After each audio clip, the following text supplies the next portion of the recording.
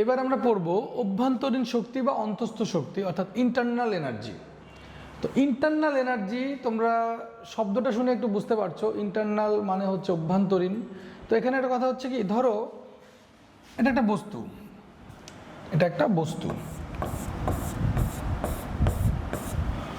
প্রত্যেকটা বস্তুর মধ্যেই কিছু শক্তি থাকে। এটা কি ধরনের শক্তি? এই শক্তিটাকে আমরা ডিফাইন করব। আমরা বলছি যে প্রত্যেকটা বস্তুর ভিতরে কিছু অন্তর্নিহিত শক্তি থাকে, যে শক্তি কিন্তু কাজ করতে পারে। দেখো, আমরা অনেক রকম শক্তির নাম জানি, যান্ত্রিক শক্তি, রাসায়নিক শক্তি, শব্দ শক্তি, বিদ্যুৎ শক্তি। এইগুলো শক্তিকে আমরা খুব সহজেই ডিফাইন করতে পারি, কিন্তু অভ্যন্তরীণ শক্তিটাকে ডিফাইন করাটা একটু মুশকিল। এই জন্য সবাই একটু মনোযোগ দিবা। একটা পদার্থ কী দিয়ে তৈরি হয়? একটা পদার্থ তৈরি হয় অণু, পরমাণু, আরও অনেক মৌলিক কণিকা দিয়ে। এবার এই অণু, পরমাণু আর মৌলিক কণিকা যারা পদার্থের মধ্যে আছে, তারা কি স্থির? তারা কিন্তু কেউ স্থির না, তারা সবাই কিন্তু গতিশীল। এক একজন এক একভাবে গতিশীল। কেউ কাঁপে, কেউ ঘুরে, কেউ আবার ছুটে চলে, নানান রকমের গতি আছে। এই যে গতিশক্তিগুলো, এই গতিশক্তিগুলোর যে সমষ্টি, আবার যদি বলি এই যে অণু পরমাণুর মধ্যে যে একটা ফোর্স আছে, আন্তঃআণবিক বল আছে, এইখান থেকে যে শক্তিটা সৃষ্টি হয়, এই সব শক্তিকে একসাথে আমরা বলি যে এই শক্তিটা পদার্থের ভিতরে অন্তর্নিহিত অবস্থায় আছে, জমা আছে। এই শক্তিটাকে বলি আমরা অভ্যন্তরীণ শক্তি বা অন্তস্থ শক্তি। দেখো সংজ্ঞাটা কি বলছে, সংজ্ঞা পড়লে অনেক কিছু বোঝা যাবে। বলছে প্রত্যেক বস্তুর মধ্যে একটা সহজাত শক্তি নিহিত থাকে, যা কাজ সম্পাদন করতে পারে, যা অন্য শক্তিতে রূপান্তর হতে পারে। মানে কোনো পদার্থের মধ্যে, যে কোনো পদার্থের মধ্যেই কিছু শক্তি থাকে, যে শক্তি কাজ করতে পারে, যে শক্তি অন্য কোনো শক্তিতে ট্রান্সফার হতে পারে।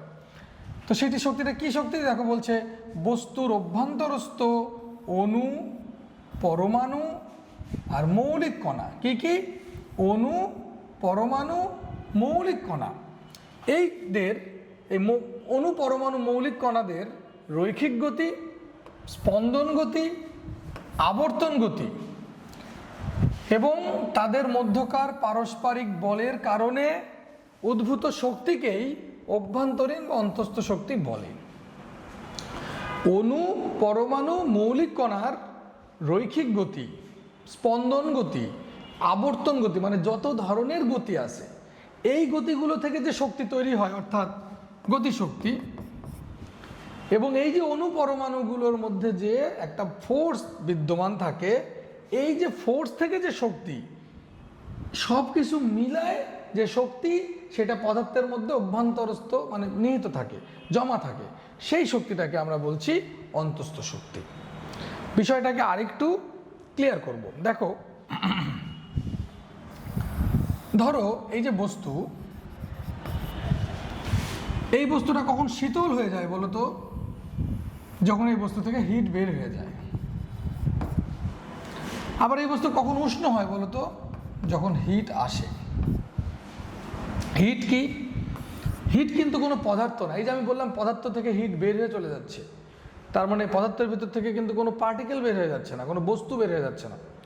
বা হিট আসছে, এর মানে কিন্তু এই না যে বস্তুতে আরও কিছু পার্টিকেল বা কিছু বস্তু আসছে।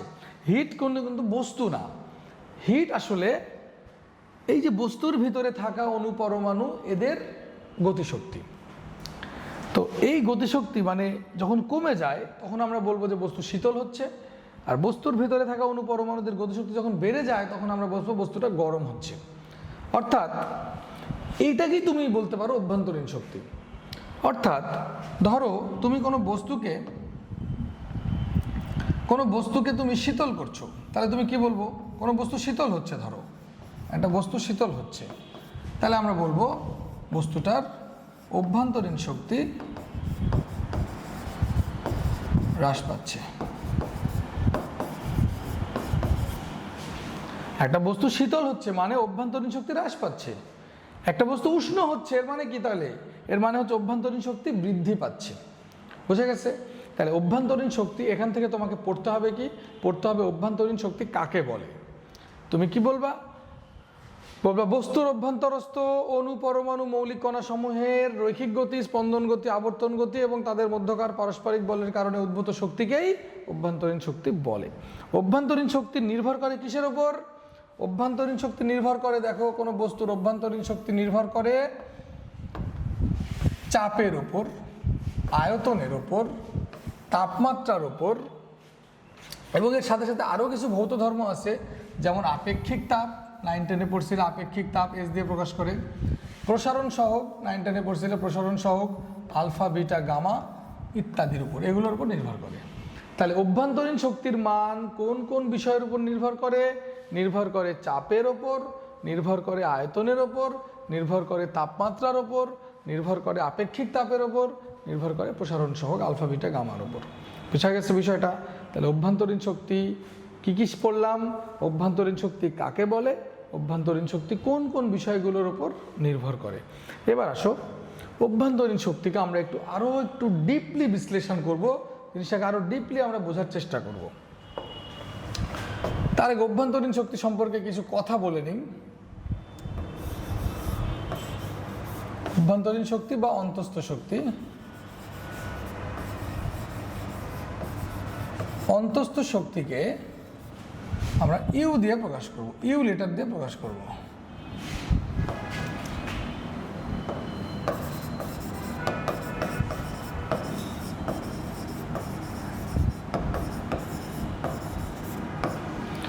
অন্তস্থ শক্তিকে আমরা ইউ দ্বারা প্রকাশ করব।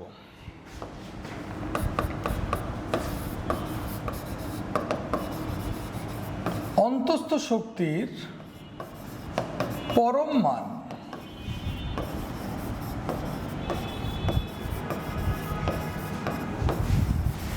নির্ণয় করা যায় না। অভ্যন্তরীণ শক্তির পরম মান বাস্তবে নির্ণয় করা যায় না। অভ্যন্তরীণ শক্তি বা অন্তস্থ শক্তির পরিবর্তন, অন্তস্থ শক্তির পরিবর্তন বা বৃদ্ধি বা হ্রাস নির্ণয় করা যায়। অর্থাৎ ইউ এটা নির্ণয় সম্ভব নয়, নির্ণয় করতে হবে ডেল ইউ। অভ্যন্তরীণ শক্তির পরিবর্তন নির্ণয় করা যাবে, ডেল ইউ নির্ণয় করা যাবে।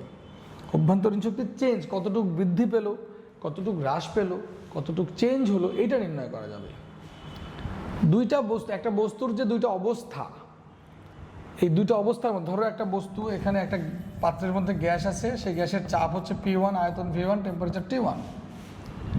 এখন এই অবস্থায় অভ্যন্তরীণ শক্তি U1। তুমি একটা বস্তুটার প্রেশার চেঞ্জ করে দিলা P2, আয়তন চেঞ্জ হলো V2, টেম্পারেচার চেঞ্জ হলো T2, তখন কিন্তু এর অভ্যন্তরীণ শক্তিও চেঞ্জ হয়ে U2 হবে। তুমি এই U1 আর U2 কখনোই মান নির্ণয় করতে পারবা না। তুমি যেটা নির্ণয় করতে পারবা সেটা হচ্ছে U2 minus U1 equal del you. কথা বোঝা গেছে?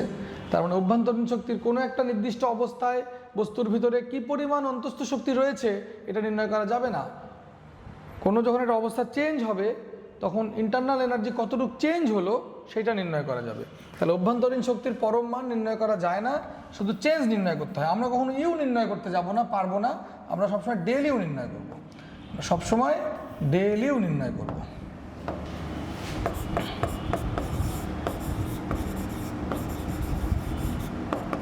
অন্তস্থ শক্তির মান, অন্তস্থ শক্তির পরিবর্তন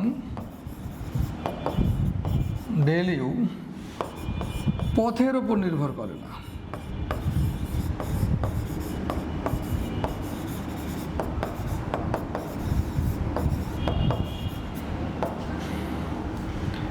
অবস্থার উপর নির্ভর করে।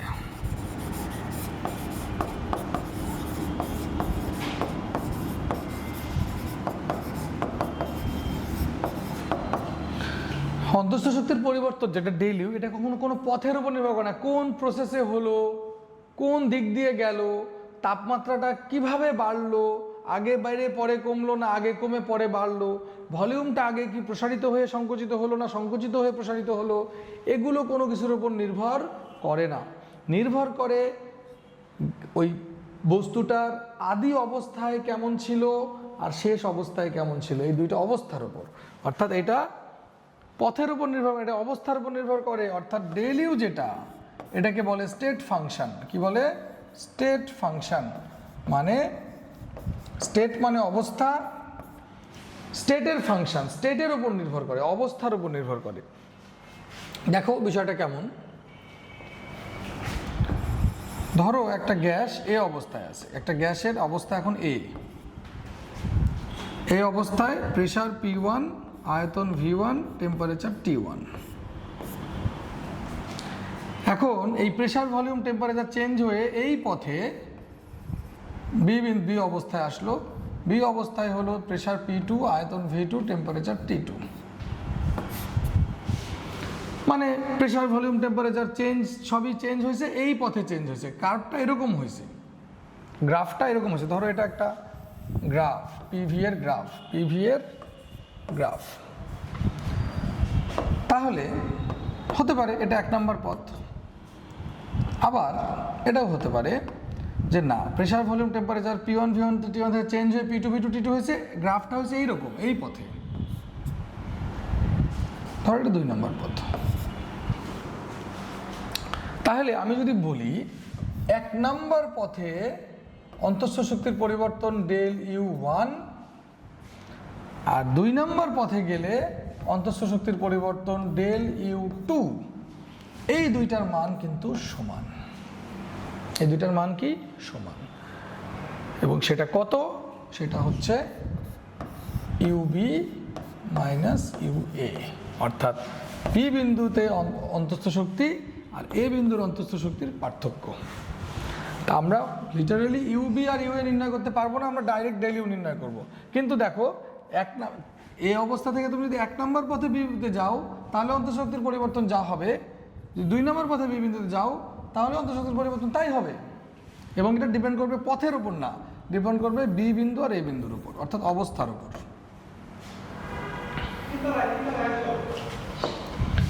যদি এরকম হয়, ধরো গ্রাফটা এরকম, পিভির গ্রাফ, ধরো এ বিন্দু থেকে তুমি বি বিন্দুতে গেলা 1 নম্বর পথে, তারপর বি থেকে তুমি এতে চলে আসলে। আবার এবার কিন্তু বিষয়টা এমন না যে আমি এ দিয়ে 1 নম্বর পথে এ থেকে বিতে গেছি, অথবা 2 নম্বর পথে এ থেকে বিতে গেছি। না, এবার আমি কি করছি জানো? এবার আমি এ থেকে বিতে গেছি, বি থেকে এতে ফিরে আসছি। তাহলে আমি যখন দেখো, আমি যখন এ থেকে বিতে গেলাম, তখন কিন্তু আমার অন্তঃস্থ শক্তির পরিবর্তন হবে এটা ইউবি মাইনাস ইউএ। কারণ যে কোনো জিনিস যখন আমরা পার্থক্য করি, পরিবর্তন বের করি, তখন কিন্তু ফাইনালটা থেকে ইনিশিয়ালটা বাদ দিই। তাহলে আমি যখন এ থেকে বিতে গেছি, তখন কিন্তু এটা হবে, এই দেখো ইউ মানে অন্তঃস্থ পরিবর্তন হবে ডেল ইউ এ থেকে বি, এটা হবে ইউবি মাইনাস ইউএ। তাহলে এটা এ থেকে আমি বিতে গেলাম, অন্তঃস্থ শক্তির পরিবর্তন এটা, সেটা ইউবি মাইনাস ইউএ। কিন্তু আমি যদি এবার বি থেকে এতে ফিরে আসি, মানে এবার কিন্তু আমি বি থেকে এতে গেলাম আবার, তাহলে এইবার কিন্তু আমার অন্তঃস্থ শক্তির পরিবর্তন কত হবে? UA minus UB. কারণ আমি যখন বি থেকে এতে আসছি, তখন এটা কিন্তু আমার ফাইনাল, এজন্য এটা আগে, এটা আমার ইনিশিয়াল, এটা পরে। আর যখন আমি এ থেকে বিতে গেছি, তখন বি হচ্ছে আমার ফাইনাল, এজন্য বি আগে, আর এটা ইনিশিয়াল, এটা পরে। তাহলে এই অবস্থায় দেখো, আমি যদি এখন বলি যে আমি এ থেকে বিতে যেয়ে বি থেকে আবার এতে আসলাম, তাহলে অন্তঃস্থ শক্তির পরিবর্তন কত হলো? আমি এ থেকে বিতে যেয়ে বি থেকে আবার এতে আসছি, টোটাল তাহলে এ থেকে বিতে গেলাম, অন্তঃস্থ শক্তির পরিবর্তন হবে ইউবি মাইনাস ইউএ, আর বি থেকে এতে আসলাম, অন্তঃস্থ শক্তির পরিবর্তন হবে ইউএ মাইনাস ইউবি। কত হবে? 0 হবে। দেখো তাহলে এ বি এ, পুরো সাইকেলে অন্তঃস্থ শক্তির পরিবর্তন কত? 0। তারপরে আমি যদি এ থেকে বিতে যে বি থেকে আবার এতে আসি, ফুল সাইকেল, এই ফুল সাইকেলে অন্তঃস্থ শক্তির পরিবর্তন কত? 0। তাহলে যখনই কোনো গ্রাফে কোনো কার্ভ আঁকা থাকবে, এবং সেটা যে কোনোভাবে, ধরো এরকমভাবে একটা ফুল সাইকেল হলো, কিংবা ধরো এরকমভাবে একটা ফুল সাইকেল হলো, এরকমভাবে একটা ফুল সাইকেল হলো, কিংবা এরকমভাবে একটা ফুল সাইকেল হলো। ফুল সাইকেল যদি হয়, মনে রাখবা ফুল সাইকেল যদি কমপ্লিট করে তাহলে ডেল ইউ হবে 0। ফুল সাইকেল যদি কমপ্লিট করে তাহলে ডেল ইউ হবে 0। কেন? সহজ হিসাব, আমি বলছিলাম অন্তঃস্থ শক্তির মান নির্ভর করে স্টেটের ওপর, অবস্থার ওপর। অবস্থার যদি চেঞ্জ না হয় তাহলে অভ্যন্তরীণ শক্তিরও চেঞ্জ হবে না। তা আমি তো এ থেকে বিতে, যে বি থেকে আবার এতেই আসলাম, তার মানে আমি তো এ থেকে এতে আসলাম। এ থেকে যদি আমি এতেই আসি তাহলে তো অবস্থার পরিবর্তন হলো না। আর পরিবর্তন যদি না হয় তাহলে অন্তঃস্থ শক্তির পরিবর্তন হবে না। এই জন্য যখন ফুল সাইকেলের যে কোনো বিন্দু থেকে, ধরো আমি এখান থেকে চিন্তা করি, আমি কিন্তু ওখানে আবার আসছি, এখান থেকে চিন্তা করলে আবার ঘুরে এখানে আসছি, এখান থেকে চিন্তা করলে আবার ঘুরে এখানে আসছি। অর্থাৎ ফুল সাইকেলে তুমি যে বিন্দু থেকেই হিসাব করবা, তুমি তো ঘুরে আবার ওই বিন্দুতেই আসবা, কারণ চক্রটা কমপ্লিট হয়েছে। তাহলে তোমার অবস্থার চেঞ্জ হচ্ছে না, তুমি যে অবস্থায় ছিলে সেই অবস্থাতে থাকছো। এই জন্য অন্তঃস্থ শক্তিরও কোনো পরিবর্তন হচ্ছে না। বিষয়টাকে আরেকটু আমরা ক্লিয়ার করবো। ধরো এ বিন্দু, তারপর গেলা বি বিন্দু, তারপর আসলে সি বিন্দু, তারপর গেলে ডি বিন্দু,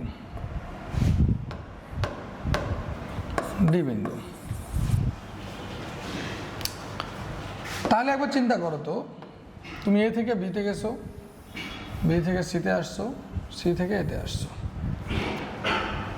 তাহলে আমি যদি বলি এ থেকে বিতে যাওয়াতে অন্তঃস্থ শক্তির পরিবর্তন কত? এ থেকে বিতে যাওয়াতে অন্তঃস্থ শক্তির পরিবর্তন ডেল ইউ এ থেকে বি, এটা হবে UB minus U A. B থেকে সিতে যখন তুমি আসছো, তখন অন্তঃস্থ শক্তির পরিবর্তন কত? ইউসি মাইনাস ইউবি। তুমি যখন সি থেকে ডিতে আসছো তখন অন্তঃস্থ শক্তির পরিবর্তন কত? ইউডি মাইনাস ইউসি। ওকে, এই তিনটা যদি যোগ করো তাহলে তুমি ফাইনালি বলো তো কোথা থেকে কোথায় আসছো? এ থেকে বি দিয়ে সি দিয়ে তো ডিতে আসছো। তাহলে ফাইনালি তুমি যদি যোগ করো তাহলে তুমি কিন্তু এটা পাবা এ বি সি ডি, অর্থাৎ এ থেকে ডিতে আসছো। এটা কত হবে বলো? ইউবি ইউবি কাটবে, ইউসি ইউসি কাটবে, এটা কি হবে? ইউডি মাইনাস ইউএ হবে। তাহলে দেখো পথটা ব্যাপার না, তুমি বি থেকে সি দিয়ে আসছো এগুলো কিন্তু ব্যাপার না। তুমি কোথায় আসছো? আমি যদি বলি ফাইনালি তুমি এ থেকে কোথায় আসছো? ডিতে আসছো। তাহলে তোমার অন্তঃস্থ শক্তির পরিবর্তন হবে ইউডি মাইনাস ইউএ। ডি বিন্দুর অন্তঃস্থ শক্তি মাইনাস এ বিন্দুর, এটা হচ্ছে তোমার ইনিশিয়াল পয়েন্ট, এটা ফাইনাল পয়েন্ট। তোমার অন্তঃস্থ শক্তির পরিবর্তন হবে ফাইনাল মাইনাস ইনিশিয়াল। এ থেকে ডিতে আসছো, তাহলে আমরা এখানে একবারে লিখতে পারি কি এ থেকে ডি হচ্ছে ইউডি মাইনাস ইউএ। তাহলে এই বিষয়টাকে যেটা বুঝলাম, এই বিষয়টাকে যদি আমরা সূত্র হিসাবে লিখি তাহলে কেমন হবে? ধরো এ থেকে তুমি বিতে আসলা, বি থেকে তুমি সিতে আসলা, সি থেকে তুমি ডিতে আসলা, এগুলো হচ্ছে তোমার কার্ভ। তাহলে এ আর ডি বিন্দুর অন্তঃস্থ শক্তির পরিবর্তন কত হবে? U D minus U A. U D minus ইউএটা কি হবে? এটা হবে এ থেকে বি এর যে পরিবর্তন, এভাবে না লিখি, এ আর ডি বিন্দু, এই দেখো এটা যদি আমি বলি এ থেকে ডিতে আসছি, তাহলে এ আর ডি এর মধ্যে যে পরিবর্তন হবে এটা হবে এ থেকে বি এর মধ্যে পরিবর্তন, বি থেকে সি এর মধ্যে পরিবর্তন, আর সি থেকে ডি এর মধ্যে পরিবর্তন, এগুলোর যোগফল। এ থেকে বি এর যে চেঞ্জ, বি থেকে সিতে যে চেঞ্জ, সি থেকে ডিতে যে চেঞ্জ হবে, সেটাই হবে এ আর ডি এর মধ্যেকার চেঞ্জ। বোঝা গেছে? তো আশা করি বিষয়টা সবাই বুঝতে পারছো। একটা প্রবলেম সলভ করি।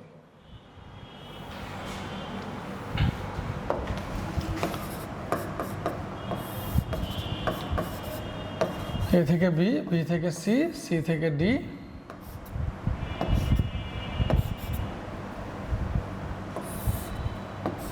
এ থেকে ডি। দেখো এ থেকে বি, বি থেকে সি, সি থেকে ডি, আর এদিকে হচ্ছে এ থেকে ডি।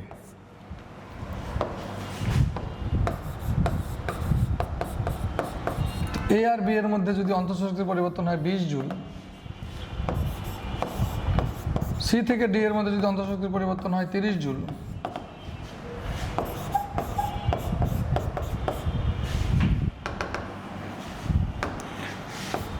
এ থেকে ডি এর মধ্যে যদি অন্তঃশক্তির পরিবর্তন হয়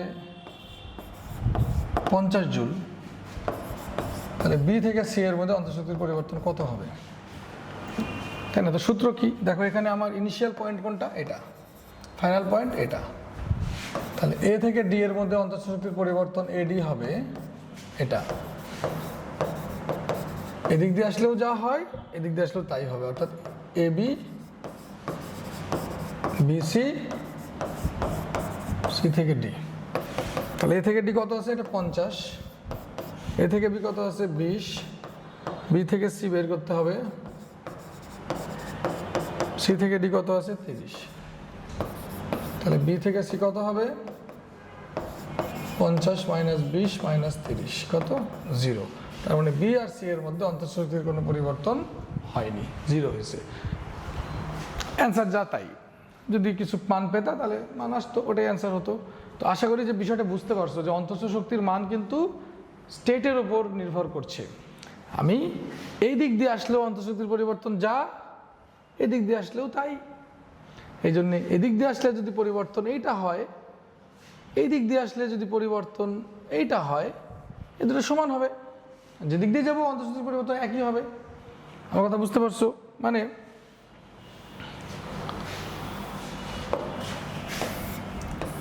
ধরো এরকম হলো এ বি সি ডি, তুমি এ থেকে সিতে যেতে পারো এদিক দিয়ে, আবার তুমি যেতে পারো এই দিক দিয়ে। তো তুমি যদি এবিসি পথে যাও, এবিসি পথে যাও, তাহলে অন্তঃশক্তির পরিবর্তন কত হবে? এ আর সি এর মধ্যে অন্তঃশক্তির পরিবর্তন হবে এ থেকে বি আর বি থেকে সি এর মধ্যেকার পরিবর্তনটা।